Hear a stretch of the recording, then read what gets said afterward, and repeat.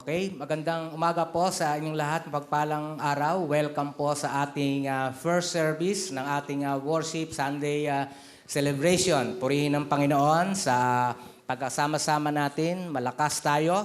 Bagamat yung iba nating mga kapatid sa Bulacan, Pampanga ay nakaranas ng baha. Pero tayo, praise God, hindi kayo nakaranas ng katulad ng naranas ng ating mga kapatid sa Bulacan. Alam niyo naman yung nangyari, no? Hindi ganun kadali na 1 month lubog ka sa tubig.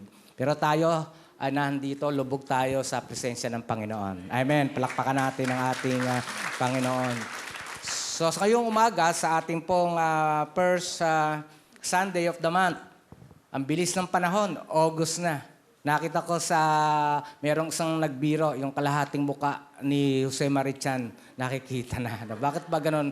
Sumisilip na. Taon-taon yun nadidinig ko yung mga ganun. Kasi si Jose Marichan ang naging trademark ng mga Christmas songs, kaya ganun. So ngayong umaga, ang pamagat po ng ating mensahe, attracting God's favor. Attracting God's favor, nakukunin po natin sa verse na ito, 2 Chronicles chapter 7, verse 14. Sa iba sa atin, alam na ito. Pero merong bagong papakita ng Diyos sa atin dito. So basahin natin, sundan nyo sa screen.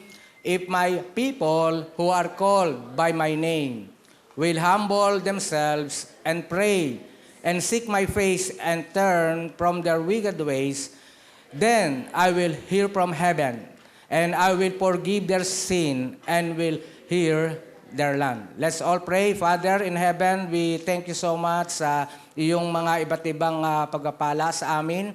Ikaw po, Panginoon, ang siyang aming patuloy na sambahin, at kami, Lord, ay nagkakaisa upang kami ay sumunod sa iyo at maglingkod sa iyo ng mayroong katapatan. I-bless mo po kami sa pakikinig ng iyong salita. Naway magrema sa amin ang mga lesson, ang mga aral na aming makikinig ngayon, at ito ay aming maisapamuhay. Gawin namin ito sa pang-araw-araw sa aming buhay upang kami ay iyong pagpalain, at ang papalang aming natanggap sa iyo ay amin din namang ibahagi sa iba. O Diyos, muli sa iyo namin binabalik ang lahat ng papuri, pasalamat at pagdakila. Sa ngalan ni Jesus, lahat tayo magsabi ng Amen at Amen. Isang araw ay naglalambingan ang mag-asawang Andres at Delilah. Wag naman sana ito yung palagi niyong hihintayin pag ako ay nagpipreach itong mga introduction ko. No? Tinanong ni Delilah si Andres, ang sabi niya, Andres, honey, kung i-describe mo ako, paano mo ako i-describe? Sumagot si Andres, para sa akin, ikaw ay i-describe ko alphabetically. Ikaw ay letter A, B, C, D, E, F, G, H, I, J, K. Ano ang ibig mong sabihin, honey? Tanong nitong si Delilah. Sabi ni Andres, adorable, beautiful, cute, delightful, elegant, fantastic, gorgeous, hypnotizing. Siyempre, tuwang-tuwa si Delilah sa narinig sa kanyang asawang Andres. And then sabi niya, hanggang H lang ang description na narinig ko. Ano naman ang ibig sabihin ng letter I, letter J, at letter K? Ang sabi ni Andres, I'm just kidding. Alam nyo, ang huling balita ko, isang buwan matapos ang conversation na ito, si Andres ay patuloy na parang nagpapagaling sa orthopedic hospital. Ginulpi ata ng asawa. Okay, mga kapatid, ang tanong, attractive ka ba? Tingnan mo yung katabi mo, mukha ka bang attractive? Tingnan niyo yung katabi niyo, mukha attractive ba yan? Ito na yata ang pinagkakaabalahan ng maraming tao ngayon, ang maging attractive. Kaya masigla ang industriya ng fashion at beauty products ay dahil gusto ng mga tao na maging attractive sila. Wala namang masama noon.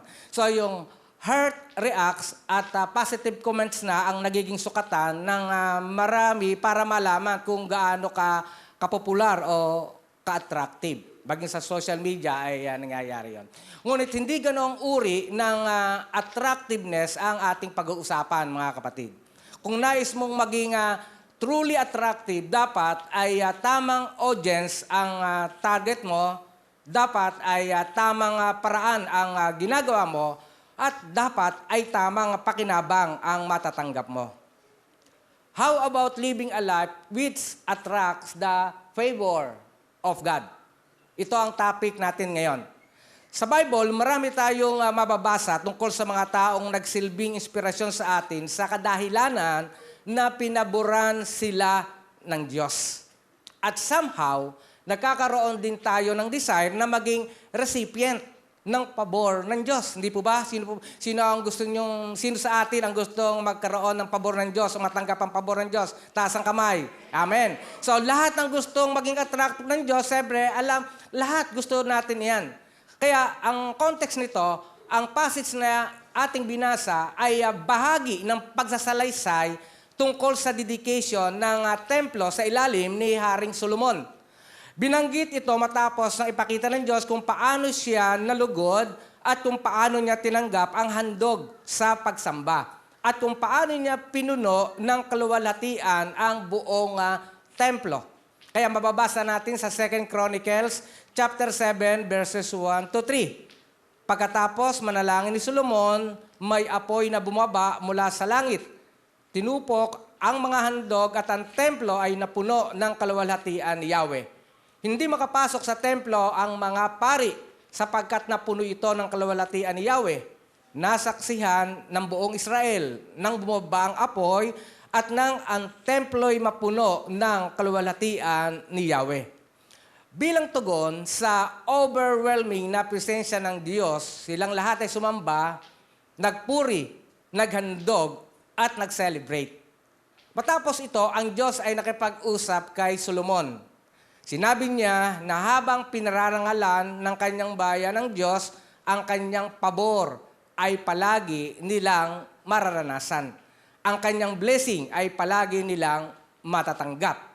Ngunit, sa sandaling sila ay tumalikod, sumuway at sumamba sa ibang Diyos, kabaliktaran ng pabor ang kanilang mapapala. Magsasuffer sila sa consequences. Palayasin sila ng Diyos, aalipustahin sila ng ibang bayan, at hindi nila mararanasan ang presensya ng Diyos. Subalit, sa text na ating binasa, mga kapatid, kung sila ay manunumbalik sa Diyos, matapos nilang mapagtanto ang kanilang pagkakasala, and when they decide to return to Him, ano mangyayari? Sabi, God will hear them, God will heal them, and God will help them. So, ang pangakong ito ng Diyos sa Israel ay may hatid ng magandang mensahe sa atin. Kadalasang ginagamit ang verse na ito sa diwa ng pagbabalik loob. Kadalasang ginagamit ito sa mga taong nagdurusa sanhi ng pagsuway sa Diyos upang i-encourage siya na manumbalik. Kadalasang ginagamit ito sa ating bayan at sinasabing kung ang mga Kristiyano sa bansang ito na tinaguri ang the only Christian nation in Asia ay tatalikod sa mga Diyos-Diyosan at maglilingkod sa tunay na Diyos, uunlad ang ating bayan. Subalit, mga kapatid, hindi kailangang hintayin natin na tayo ay nasa kalagayan na nagdurusa upang mailapat ang verse na ito sa ating sitwasyon. Amen. So, ibig sabihin, pwede natin gamitin ang verse na ito, hindi para maranasan natin yung magdusa tapos tatalikod tayo sa kasalanan at tayo manunumbalik sa Diyos. Kaya kung susuriin nating mabuti, ang verse na ito ay naglalaman ng mga prinsipyo na applicable kahit nasa kalagayan tayo na pinagpapala at hindi pinarurusahan. Kakaintindihan tayo, mga kapatid. Amen po. So, ang pabor ng Diyos ay naka-incline na matanggap ng mga taong nagtataglay ng tatlong kondisyon na pabor din sa kagustuhan ng Diyos. Yes, may kondisyon ang pabor ng Diyos. Tandaan po ninyo, may kondisyon ang pabor ng Diyos. At kung nais mo na ang buhay mo ay maging kaakit-akit sa pabor ng Diyos, dapat mong taglayin ang tatlong kondisyon na ito. attracting God's favor, 3 conditions. Una, number 1, acknowledge your connection to God. Acknowledge your connection to God. In order to obtain the favor of God, dapat may maliwanag at stable na connection sa Diyos. Pwede niyo bang sabihin, connection sa Diyos? Hayanin yung i-describe ko kung anong uri ng connection ang dapat na mayroon tayo sa Diyos. Una, yung tinatawag na meron tayong intimate connection. Intimate connection. Anong sabi? If my people. Inaari ng Diyos na kanyang mga taong in relationship with Him. To be specific, in a faith relationship with Him. Dapat ligtas ka. Dapat born again Christian ka. Narito ang ilang halimbawa kung paano inilalarawan ng Bible ang intimacy na ating tinutukoy. Hebrews chapter 11, verse 16, God is not ashamed to be called their God. 1 Corinthians chapter 6, verse 19 to 20. Pwede ba tulungan niyo ako? Kayo naman ang bumasa. Ready, go. Do you not know?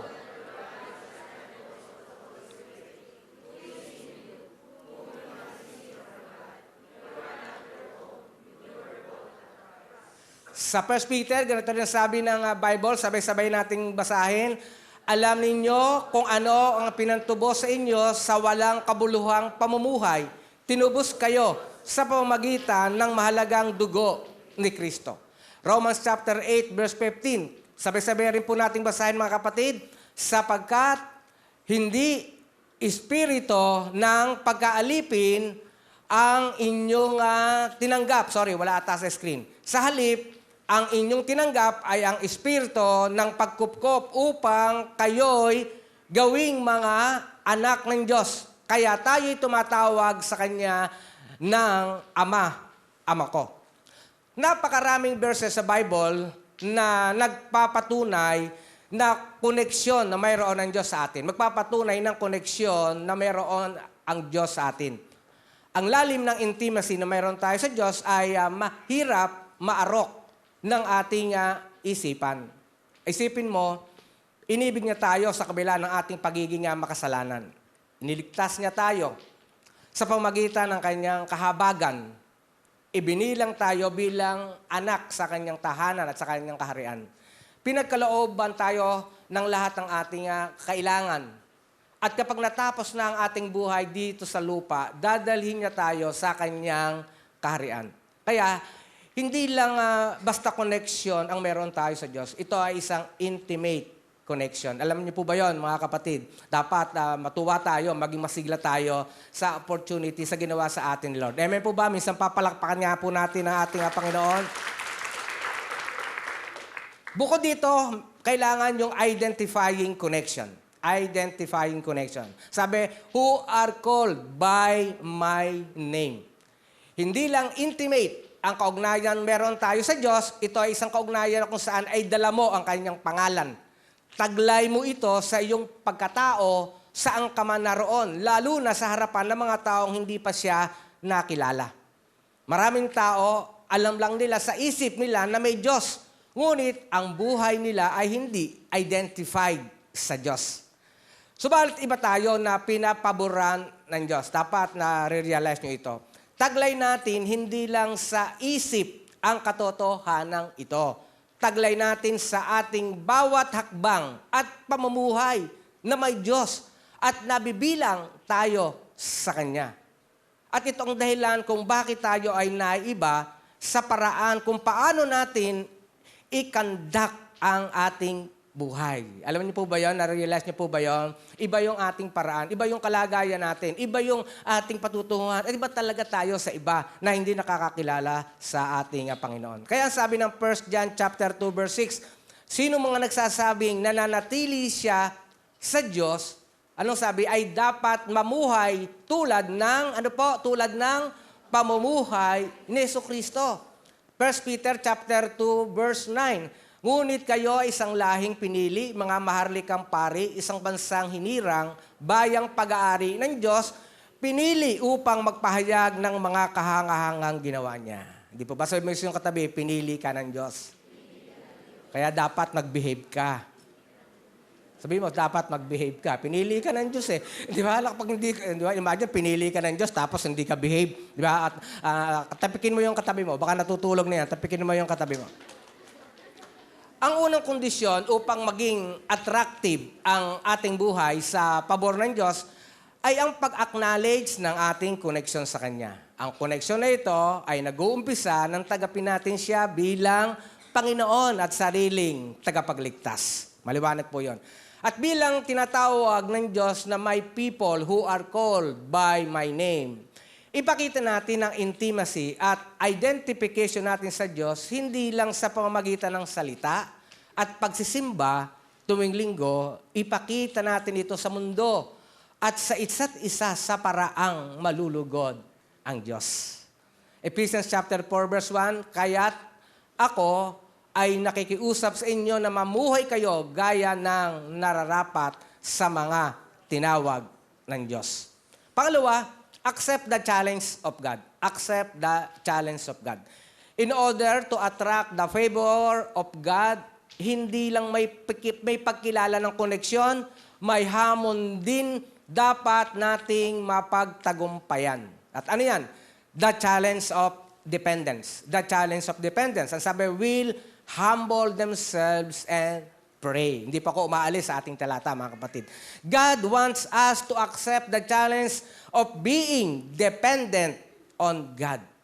Sa context na ito, 2 Chronicles chapter 7, verse 14, nais ng Diyos na una, dumating ang kanyang bayang Israel sa punto ng pag-amin na hindi nila kayang harapin ang kanilang mga problema sa pamamagitan ng kanilang sarili.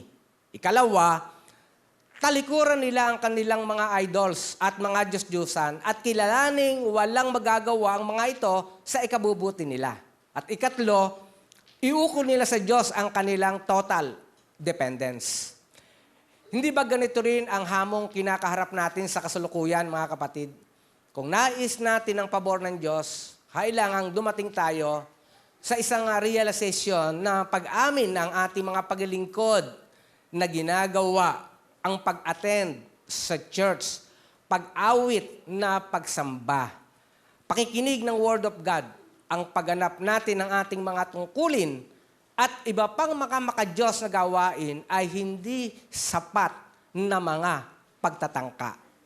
Kailangang dumating tayo sa punto ng tunay na pagpapakumbaba sa harapan ng Diyos at lubos na pag-amin na wala tayong magagawa, that we have to totally rely on Him. Pwede ba palakpakan natin ang ating Panginoon?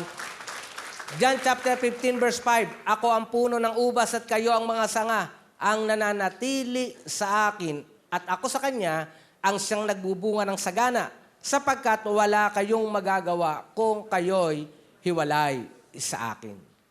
Ang totoo minsan o madalas, may mga bagay na iniisip nating kaya natin sa ating sarili. Minsan nangyayari yun sa akin eh. Maaring hindi natin iyon aminin. Subalit, madalas ay ganun tayo mag-isip. Ganun tayo kumilos. Ganun tayo dumiskarte. Ito ang dahilan kung bakit madalas ay may kabiguan o pumapalpak tayo sa mga pangyayari. Kaya, kung nais mo ng sigurado, kung ikaw ay talagang sigurista, then ito ang sikreto. Tanggapin mo ang katotohanan ito. You can do nothing without Him. Say amen. You cannot do nothing without Him. So, humble ourselves at His feet. Humble ourselves at His feet. Admit your total dependence upon Him for everything you have, for everything you do, and for everything you are, and then you will see how God will bless you. Amen. Minsan papalakpakan natin ang ating Panginoon. So, dapat sigurista tayo sa mga bagay na ito. James chapter 4, verse 6 to 10. Basahin natin, sundan niyo ako sa screen. Ngunit ang Diyos ay nagbibigay ng higit pang pagpapala. Kaya sinasabi ng kasulatan, ang Diyos ay laban sa mga mapagmataas, ngunit pinagpapala niya ang mga mapagkumbaba. Kaya nga, pasakop kayo sa Diyos, labanan ninyo ang dyablo at lalayuan niya kayo. Lumapit kayo sa Diyos at lalapit siya sa inyo. Hugasan ninyo ang inyong mga kamay, kayong mga makasalanan. Linisin ninyo ang inyong puso, kayong pabago-bago ang isip. Maghinagpis kayo, umiyak at tumangis. Palitan ninyo ng pagluha ang inyong ang inyong tawanan at ng kalungkutan ang inyong kagalakan. Magpakumbaba kayo sa harapan ng Panginoon at itataas niya kayo. 1 Peter chapter 5 verse 6, uling verse, humble yourselves therefore under God's mighty hand that He may lift you up in due time. Ito po, mga kapatid, ang susi upang makita natin ang malayang pagkilos ng Diyos sa ating buhay. Once na ina-acknowledge mo ang iyong sariling kahinaan at ipinahayag ang iyong buong pusong pananalig sa kanyang kapangyarihan, masasaksihan mo ang kanyang kadakilaan. Doon mo maunawaan kung paano mo magagawa ang lahat ng bagay. Katulad ng sabi ni Paul, I can do all this through Him who gives me strength. So, ano pa? Yung the challenge of devotion. Ang sabi, and seek my face. The challenge of devotion. Ang praise na ito ay nangangahulugan ng mga sumusunod. To seek, to find, to seek, to require, to desire, to request, and to seek with care, inquire, to frequent a place, tread a place, to seek deity in prayer and worship. At ganito naman ang implikasyon nito. It implies a yearning, a frequency of inquiry, a desire to enter into the presence of someone. So, along with humility is hunger for God. Along with humility is hunger for God. It carries the idea that nothing in your life is to be greater than God. Ganito ina-express ni Apostol Pablo, Philippians chapter 3 verse 10. Pakinggan ninyo, I want to know Christ. Yes, to know the power of His resurrection and participation in His sufferings. Tingnan sabi, to know the power of His resurrection and participation in His sufferings, becoming like Him in His death. Malalim po itong sinabing ito ni Paul. Si King David naman ay ganito nagpahayag sa kanyang devotion. Pakinggan ninyo, Psalms 27, verse 4. One thing I ask from the Lord, this only do I seek, that I may dwell in the house of the Lord all the days of my life, to gaze on the beauty of the Lord and to seek Him in His temple. Psalms 42, verses 1 to 2. Kayo naman ang bumasa ng malakas kung paanong batis.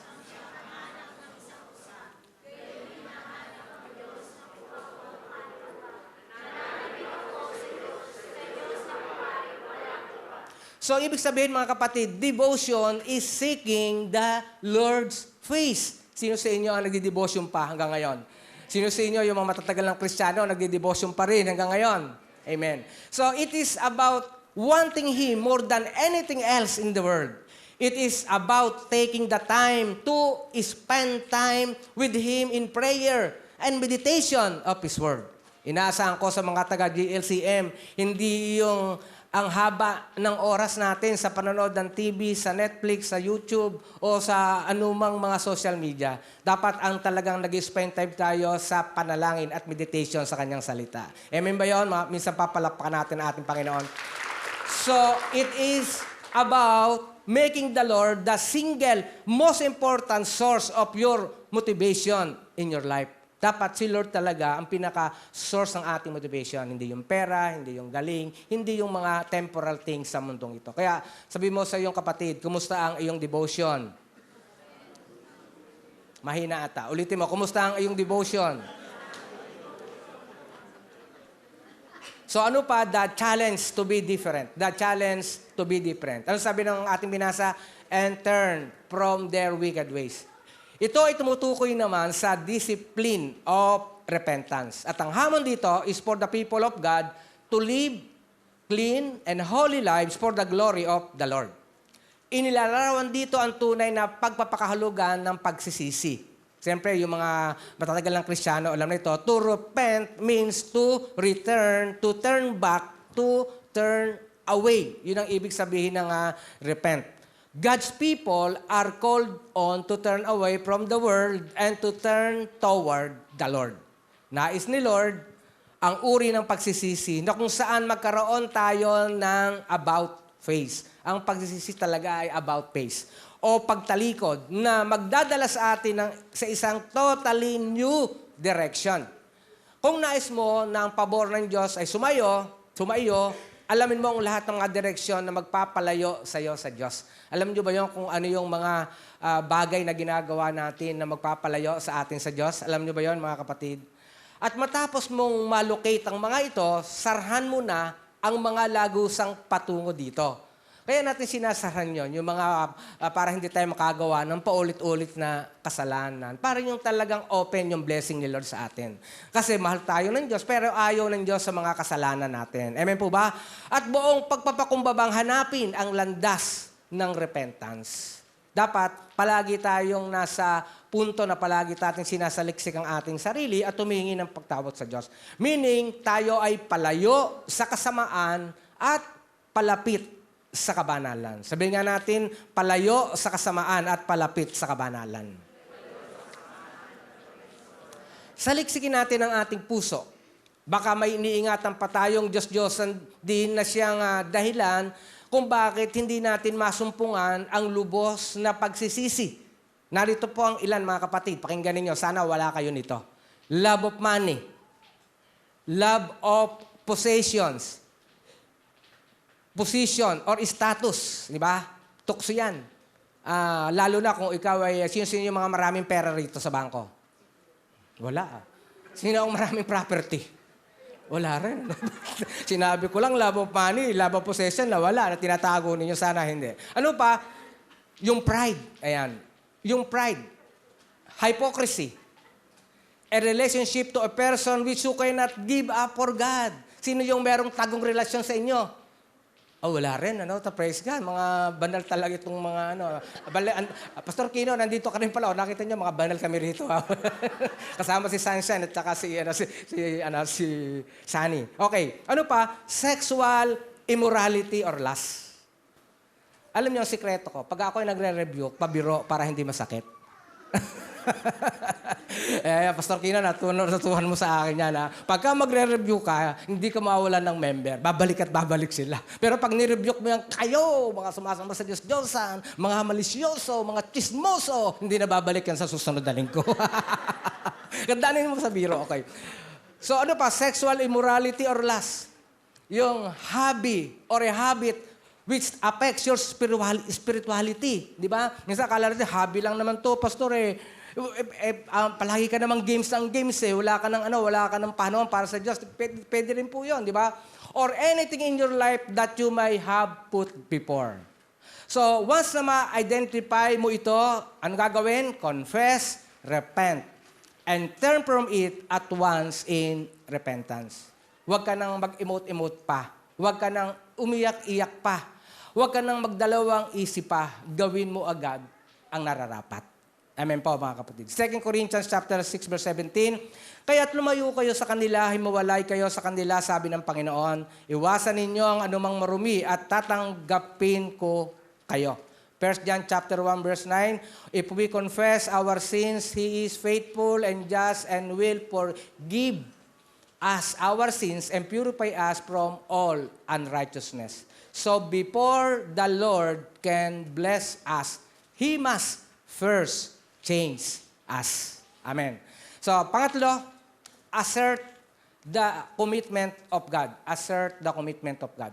Then, will I hear from heaven?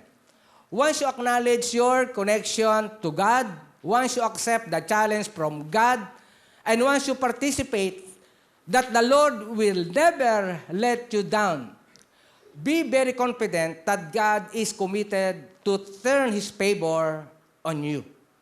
And how will God prove His commitment?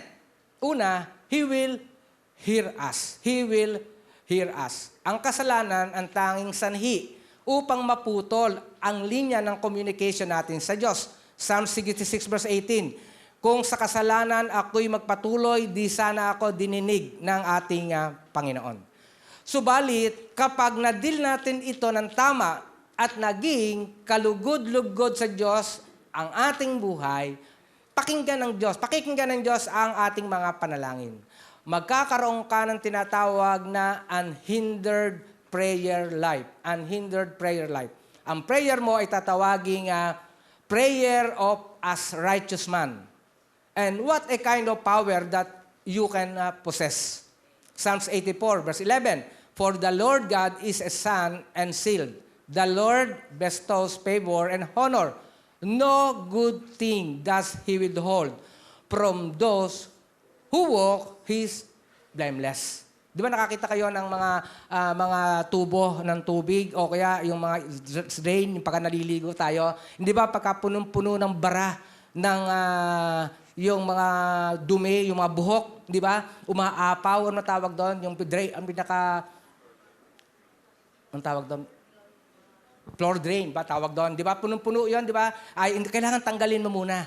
At pag natanggal mo na yung dumi, yung mga, ako, tigatanggal ako ng misis ko, yung buhok niya. Sabihin ko na, sweetheart, ako tigatanggal ng dumi ng aming paliguan eh. Linggo-linggo, daming buhok, ako tigatanggal. Talaga nililinis ko. Pag nilinis ko, tuloy-tuloy na ngayon yung tubig. Wala nang harang. Spiritually speaking, ganoon din sa buhay natin. Pag marami tayong mga bagahe, marami tayong kasalanan, sama ng loob, paghihiganti, puot, at iba pang mga kasalanan, hindi dahil sa hindi tayo gustong i-bless ni Lord.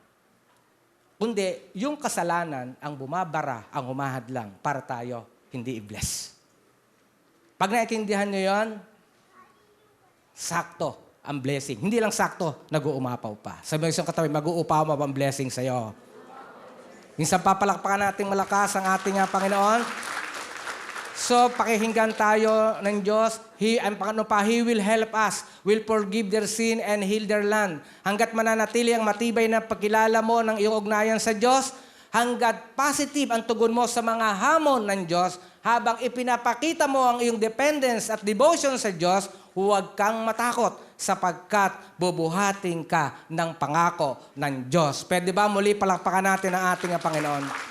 Hindi ka lang babaguhin bilang bunga ng iyong commitment sa Kanya, kundi ang epekto nito ay ang tulong na ipagkakaloob niya sa iyo sa lahat ng bagay. Hindi niya bibiguin ang iyong mga expectation, kung hindi, hihigitan pa niya ito. At sa pamagitan ng tulong ng Diyos na nakasubaybay sa iyo, magkakaroon ng impact ang buhay mo sa mga tao, hindi lang sa loob ng pamilya ng Diyos, sa kinabibilangan mo, kundi sa labas din. Magsisilbing magandang testimony ikaw sa Diyos at sa ibang mga tao. At siyempre, pabor ng Diyos makikita sa iyo. Halimbawa, nabasa natin sa Book of Genesis kung paano tinulungan ng Diyos si Joseph sa mga taong gumawa ng masama sa kanya. Nabasa natin kung paano tinulungan ng Diyos sina Joshua laban sa matibay na muog ng Jericho. Nabasa natin kung paano tinulungan ng Diyos si Daniel laban sa mga leon. Nabasa natin kung paano tinulungan ng Diyos si David laban kay Goliath. Alam kong maraming beses na rin po nating napatunayan sa iyong buhay kung paano ka tinulungan ng Diyos. Sino sa inyo magsasabi na hindi ka tinulungan ng Diyos? Siyempre lahat tayo tinulungan ng Diyos. Amen ba? Tinulungan ba kayo lahat ng Diyos? Naranasan ba yun? Amen. Palakpakan natin ang ating Panginoon. Tandaan po natin ito.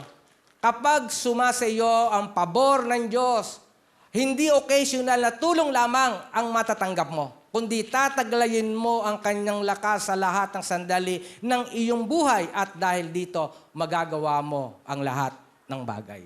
Alam niyo mga kapatid, bilang patotoo, ang dami-daming pabor ng Diyos ang ginawa sa akin. Katunayan, hindi ako karapat-dapat na maging pastor.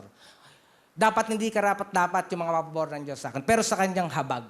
Yung kanyang pag-ibig sa akin at nakita niya kasi nagsisi ako sa aking mga kasalanan. Talagang gusto kong malugod siya sa akin. Dire-diretso ang pabor ng Diyos sa akin. May mga problema na nandoon, pero nakikita ko yung tagumpay na binibigay niyo sa akin. At kayo, alam ko, ay magagawa niyo rin ang lahat ng bagay kung ang Diyos ang siyang source ng ating pagkakatiwala at ng ating paglilingkod. Kaya ang sabi, ang lahat ng ito ay magagawa ko dahil sa lakas ng kaloob sa akin ni Kristo. At ang tanong ay, sino sa inyo ang nangangailangan ng ganitong uri ng pabor mula sa Diyos? Di ba? Dapat meron kayo nito at lahat nakatanggap nito. Amen po ba? Hindi lang ako nakatanggap ng pabor ng Diyos, hindi lang sa Pastor Ber o sino man sa amin dito. Of course, dapat nakatanggap tayo ng pabor ng Diyos. Mula sa kaligtasan na binigyan niya sa atin, pabor ng Diyos yun. Amen po ba? Yung kanyang ginawa sa atin na tayo makasalanan pa, minahal na tayo ng Diyos, ang laking pabor na yon. Yung pagliligtas niya sa atin at patuloy na pagliligtas niya habang tayo ay nasa lupang ito. So, sa conclusion at sa pangwakas, we have been blessed by God. Pinagpala tayo na makabilang sa kaharian ng Diyos sa pamamagitan ng ministeryo ng God's Life Christian Ministries. Ang pamilya ng Diyos dito sa Tansa at sa susunod ay dito pa sa General Trias. Pinagpala tayo ng mga kapatid sa Panginoon na naging source ng ating mga encouragement. Sino sa inyo yung mga nag-encourage, mga encourager dito? Taas ang kamay. Di ba? Maraming mga encourager sa inyo. Amen po ba? So malaking blessing yon. Pinagpala tayo ng mga masisipag, ng mga manggagawa ng Panginoon. Amen po ba? Yung mga cleaners natin dito, kahapon nagpunta ako rito, sino ba inabutan ko rito? Yung mga naglilinis, pawis sa pawis sila. Pero okay lang, di ba?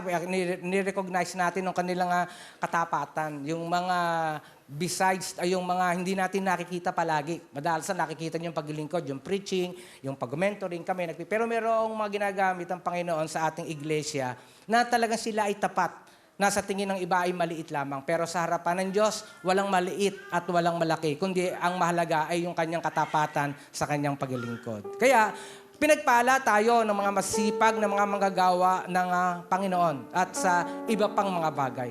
Kaya, dapat maging thankful tayo na niloob ng Diyos, ako at ikaw, ay nakabilang sa pamilya ng Diyos. Subalit, huwag nating kalilimutan na ang source ng lahat ng pagpapala at pabor na ating natatanggap ay ang Diyos. Siya lahat ang source noon. Hindi dahil sa mabait ka. Hindi dahil magaling ka. Hindi dahil sa matalino ka. Hindi dahil sa mayaman ka. Wala yun.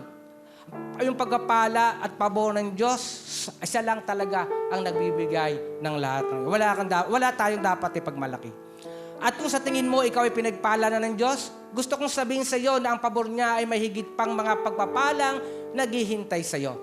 Kaya, mas exciting pa ang mga darating na araw sa buhay mo. Dapat palagi tayong excited, mga kapatid. Sabi mo sa iyong katabi, dapat palagi kang excited. Expect more ang mga blessing ni Lord. Expect mo yan. At kung nais mong maranasan ang mga pagpapalang inilaan ng Diyos sa iyo, dapat maging attractive ka palagi. Dapat maging attractive ka palagi. Dapat ang paraan ng pamumuhay mo ay nag-a-attract ng blessing and favor ng Diyos. Dapat, araw-araw, i-acknowledge mo ang iyong ugnayan sa Diyos. Dapat, maging inspirado ka lagi na tanggapin at harapin ang mga hamon ng Diyos. Huwag palagi ang tingin mo blessing. Handa ka rin sa mga hamon ng buhay, sa mga challenges. Huwag kang masyadong ma-overwhelm sa blessing lamang. Hindi palaging ganon. Dapat handa ka, na ikaw, harapin mo ang mga challenges ng buhay. Ano pa? At dapat, confident ka lagi sa mga pangako ng Diyos. Palagi mo i-claim yun. Ako, yun ang aking pinangahawakan. Hindi, yung pangako ng Diyos. Hindi ako pabayaan, hindi niya ako iwan, nagkamali man ako, tutuwid niya ako. Yung aking journey, aayusin pa rin niya yan. Ganyan, kung kapag ganyan ang uri ng pagdadala mo ng iyong buhay, mga kapatid, magiging walang sablay sa iyo ang pabor ng Diyos. Mga kapatid, sana po sa maiksing aming sahing ito ay natuto tayo at palagi nating dinggin. Palagi tayong maging magpakumbaba, manalangin. At ang Diyos ang magbibigay ng pagpapala. Ang pabor ng Diyos ay sa ating lahat. Pwede po ba tumayo tayong lahat? Sambahin pa natin minsan ng ating Panginoon sa pamagitan ng isang awit at muli pong i-dedicate natin ang ating buhay. Pag-pray natin na yung mga hindi natin magawa ay magawa natin ng dahil sa Panginoon. Maging nawang altar ang inyong kinatatayuan. Magkaroon kayo ng malalim na ugnayan sa Diyos sa pamagitan ng pag-awit, sa pamagitan ng panalangin, mga kapatid. Nagtatapat, sumasamo,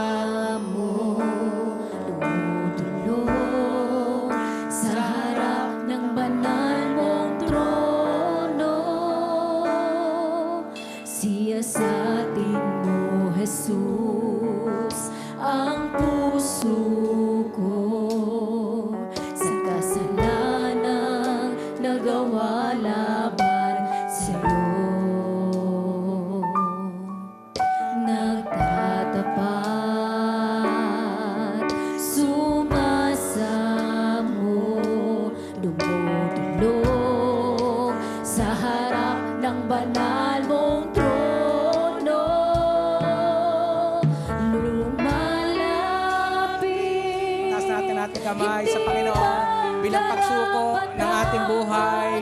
Sa kabanalan mo. Amen. Biyaya at kawaan, kapatawaran sa'yo ay nakamtan ko, o aking Jesus. Lord, lumalapit po kami sa iyo. Patawarin mo po kami sa aming mga kasalanan, sa aming mga pagkakamali, sa aming mga impurities. Lord, hindi po namin magagawa ito kung ikaw ay huwalay sa amin. Sa iyo po kami nagpapakupkop. Sa iyo po kami, Panginoon, nagbibigay ng tiwala. At ikaw lamang ang aming pag-asa. At kinikilala namin ang iyong kapangyarihan sa aming mga buhay. Lumalapit, hindi man karapat-dapat sa kabanalan mo. Biyaya at kawaan, kapatawaran sa'yo ay nakamtan ko, o aking lumalapit. Amen. Lumalapit kami sa Panginoon. Ibang karapat-dapat sa kabanalan mo. Biyaya at kawaan, kapatawaran sa'yo ay nakamtan ko, o aking Jesus. Lord, muli po, nagpapasalamat kami sa iyo, sa iyong kagandahang loob sa amin. Salamat po sa iyong presensya. Salamat sa prinsipyo. Salamat sa iyong salita. Salamat sa katotohanan na iyong salita upang kami ay patuloy na maging karapat-dapat sa iyo. Salamat sa iyong paglilinis. Salamat sa iyong kabutihan na hindi namin kayang sambitin ng aming mga labi. Kulang pa ang mga salita at katagang aming namumutawi sa aming bibig, Panginoon. Tunay na ikaw ay napakabuti. Salamat sa maraming pagpapala. At muli, Panginoon, itinataas namin lahat ng aming mga concern sa inyo, body, soul, and spirit. Ikaw ang nakakaalam ng aming mga personal na buhay. Umaasa kami, Panginoon, na ikaw ang patuloy na kukupkop at patuloy na magbibigay sa amin ng kaaliwan at patuloy mo po kaming magtutunghay ka sa amin at ang iyong pagpapala, Panginoon, ay patuloy naming matatanggap mula sa iyo. Salamat po, Ama. Handa mo rin, Panginoon, ang aming puso, ang aming isipan sa aming pagtanggap ng Holy Communion sa araw na ito. At ang iba pang aming panalangin, Lord, ay iyong katagpuin. Itong aking samutiling. Sa ngalan ni Jesus, lahat tayo magsabi ng malakas na Amen at Amen.